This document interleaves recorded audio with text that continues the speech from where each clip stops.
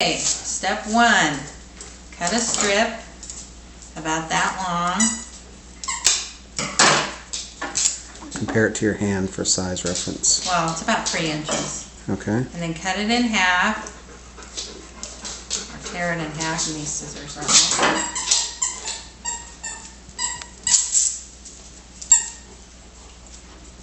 And you're going to take it and wrap it around your brace for a pad. So you start it at the bottom of your brace, the bottom of my brace is here, and then I just wrap it around like this.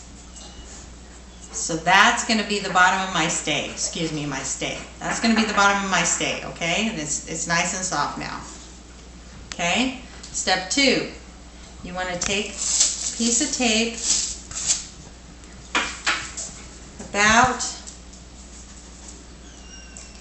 1.5 inches longer than your stay. So I just guess.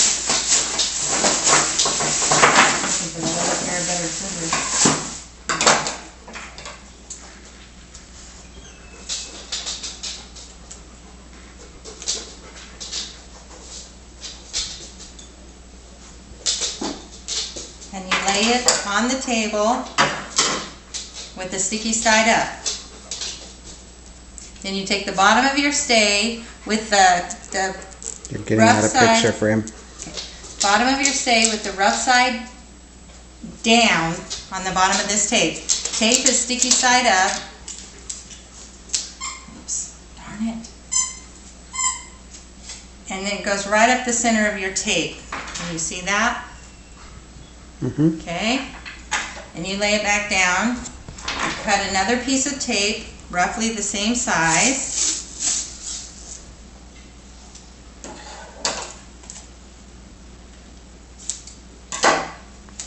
Take that piece of tape, sticky side up again, and put it directly on top of the other piece of tape. Then what I do is you'll have to follow me here, what I do is I take it and put it on my leg like that, and wrap it on my leg so that it makes the stay stuck inside between both pieces of tape. Then I lay it down, and I'm done with that for now. I usually prepare 2, 1 for each ear, so that all of this is already prepared before you start with the dog. Now when I do my curler, Harley, stop it. I do my curler like this. How long is that? It doesn't matter. You just as much as you need. Okay. I go around the curler and get it all stuck like that, so it's all covered in tape. Sticky side out or in? Sticky side in. Then I reverse my direction so that the sticky side is now out. And I go around and around until I get to the end. And cut that off. So now my curler is all sticky. Okay? Then what I usually do is take my Hypafix tape and cut it in strips for what I need, but I'm just going to use this tape for now just to show you. So I'm going to cut a strip of that because I'm only going to do the bottom of Taylor's ear. Okay, so come here, Taylor, come here.